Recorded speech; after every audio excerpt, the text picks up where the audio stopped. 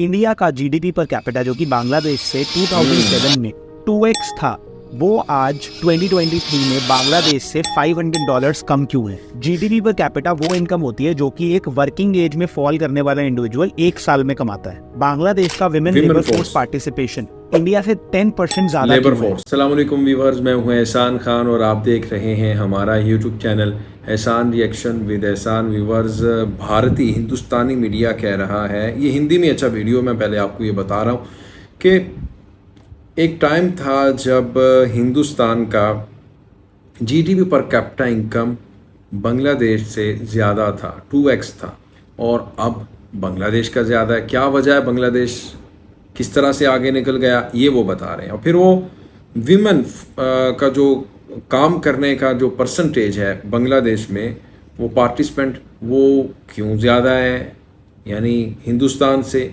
वो भी वो इसकी रीज़न बता रहे हैं इसी वीडियो में। फिर इकॉनमी की बात हो रही है, बांग्लादेशी किस तरह से अपने आप को काम में डालते हैं, किस तरह से अपने आप के अंदर एक आदत कूट कूट के भर लेते हैं कि वो आज हिंदुस्तान से अलग हो रहे हैं, यानी हर काम में आगे निकल रहे हैं। लेकिन एक चीज़ भी व्यूअर्स बहुत ही इंटरेस्टिंग है, पर कैपिटा इनकम तो ठीक है, बांग्लादेशियों की ज़्यादा है, लेकिन अनएम्प्लॉयमेंट, बेरोज़गारी, वो भी इंडिया में ज़्यादा है। यानी बांग्लादेश जिसको आप कहते हैं कि बांग्लादेश के तो हालात ही ठीक नहीं, यानी वहाँ तो गरीब लोग रहते हैं, फ्लड के मारे लोग रहते हैं, तूफ़ान आया रहता है, साइक्लोन है, ये है वो है, मछली खाते हैं, नदियों में रहते हैं, वहाँ पे बेरोज़गारी कम है। आपके इंडिया में गुर्बत ज़्यादा है, बेरोज़गारी ज़्यादा है, और चौथा यानी 4th हाईएस्ट कंट्री के तौर पर रेमिटेंस जनरेट करता है इंडिया बांग्लादेश से। इसका मतलब क्या, यानी इंडिया से जो लोग कमाने के लिए बांग्लादेश का रुख करते हैं, टेक्सटाइल इंडस्ट्री में और दीगर सेक्टर्स में आते हैं, क्यों आते हैं? क्योंकि वहाँ से वो ज़्यादा पैसा जनरेट करते हैं। यानी ये मैं आपको सादा अल्फाज में समझा देता हूँ कि दुनिया भर में जो इंडियन हैं वो सबसे ज़्यादा गए हुए हैं गल्फ़ कंट्रीज़ में, अमेरिका में, यूके पर, और चौथे नंबर पर बांग्लादेश में आए हुए हैं, जहाँ से वो रेमिटेंस जनरेट करते हैं। ये खुद ही आप देख लें, यानी बांग्लादेश इस कदर इनसे भी आगे है। और एक रिपोर्ट हमारे पास आ रही थी कि पहले जो बांग्लादेशी थे वो हिंदुस्तान जाया करते थे, वेस्ट बंगाल जाया करते थे, कोलकाता में जाके वो घूमने फिरने के लिए जाते थे ना, अब नहीं जा रहे।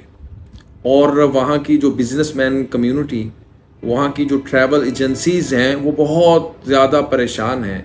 वो कह रहे हैं कि हमारे इधर तो भूखमरी के हालात हो रहे हैं क्योंकि बंगाली नहीं आ रहे। क्यों नहीं जा रहे? वो आपको अपना मिसबिहेव जो आप करते हैं उनके साथ, उसके ऊपर ज़रा नज़रें दौड़ाने की ज़रूरत है, अपने आप के गिरेबान झांकने की ज़रूरत है। खैर, उसके ऊपर भी हम आएंगे, लेकिन ये वीडियो देख लेते हैं कि किस तरह से वो बात कर रहे हैं, कंपेयर कर रहे हैं, यानी बांग्लादेश कहाँ चला गया और हम कहाँ पे हैं। और हम दुनिया की अपने आप को 5वीं बड़ी मईशत समझते हैं, 5वीं बड़ी दुनिया की इकॉनमी समझते हैं, लेकिन आज जनाब बांग्लादेश की क्या ही चर्चाएं हो रही हैं। आइए वीडियो देखते हैं व्यूअर्स। अगर अभी तक आपने हमारे यूट्यूब चैनल एहसान रिएक्शन को सब्सक्राइब नहीं किया तो जल्दी से चैनल को सब्सक्राइब भी कर दें और बेल आइकन भी प्रेस कर दें।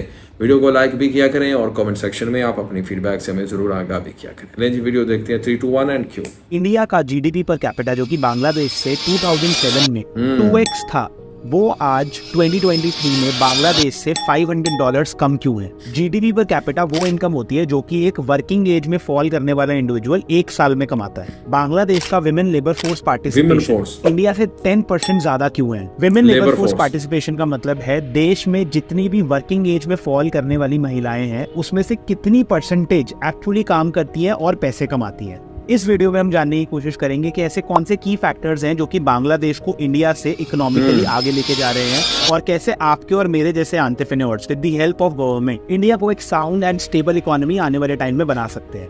मेरा नाम है क्षितिज और मेरा पर्पस है आपके लिए बिजनेस को आसान बनाना।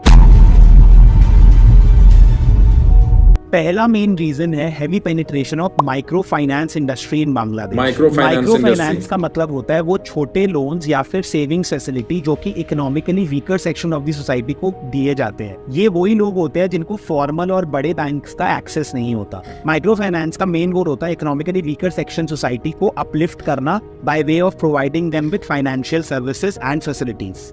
बिना पैसे के कोई काम नहीं हो सकता। हेंस किसी भी देश में तरक्की तभी हो सकती है जब वहाँ पे एडिक्वेट फाइनेंस अवेलेबल हो एंड वो इजीली अवेलेबल हो। अगर गरीब लोगों के पास लोन लेने की फैसिलिटी होगी तो वो इसी लोन से जाके एक स्मॉल बिजनेस सेटअप करेंगे। इस स्मॉल बिजनेस से वो इनकम जनरेट करेंगे, एम्प्लॉयमेंट जनरेट करेंगे। ये पूरी साइकिल से इकोनॉमी का फायदा होएगा और एक कंट्री में अनएम्प्लॉयमेंट कम होगी और जीडीपी बढ़ेगी। इंडिपेंडेंस के बाद Bangladesh one of the most poorest countries in the world था। इस मुश्किल समय में बांग्लादेश के सोशल एंटरप्रेन्योर मोहम्मद यूनिस ने एक बैंक स्टार्ट किया जिसका नाम था ग्रामीण बैंक, जो कि आज भी वहाँ का बिगेस्ट माइक्रो फाइनेंस बैंक। ये माइक्रो फाइनेंस सर्विसेज गाँव की महिलाओं को जाके लोन देते थे। महिलाएं लाइवली स्टॉक को रेस करती थी, उसके थ्रू एक बिजनेस खोलती थी और अपने को इकोनॉमिकली बांग्लादेश में अपलिफ्ट करती थी। बिकॉज ऑफ दिस बांग्लादेश की इकोनॉमी में माइक्रो फाइनेंस आज भी 9 से 12% का कंट्रीब्यूशन करता है। ऑन दी अदर हैंड ये नंबर 2% है फॉर द इंडियन इकोनॉमी। 1990 से 2010 तक माइक्रो क्रेडिट की वजह से approximately 10% of Bangladesh population came out of poverty. On the other hand India की 60% पॉपुलेशन रूरल पॉपुलेशन है जो कि रूरल एरिया से रहती है, लेकिन सिर्फ 10% पॉपुलेशन ऐसी है जिसको माइक्रो फाइनेंस सर्विसेज की एक्सेस है। हेंस एंटरप्रेन्योर्स और गवर्नमेंट को माइक्रो फाइनेंस की पेनिट्रेशन पे बहुत ज्यादा काम करना चाहिए। इससे ना ही गवर्नमेंट और एंटरप्रेन्योर्स पैसे कमाएंगे बट हमारी ओवरऑल इकोनॉमी में क्रेडिट का अवेलेबिलिटी बढ़ेगा, गरीब लोग बिजनेसेस खोल पाएंगे, एम्प्लॉयमेंट जनरेट कर पाएंगे और इंडिया की जीडीपी को नंबर 1 पे लेके जा पाएंगे। दूसरा बड़ा रीजन है बांग्लादेश का इंडिया से इकोनॉमिकली आगे होने का इस high level of foreign remittances.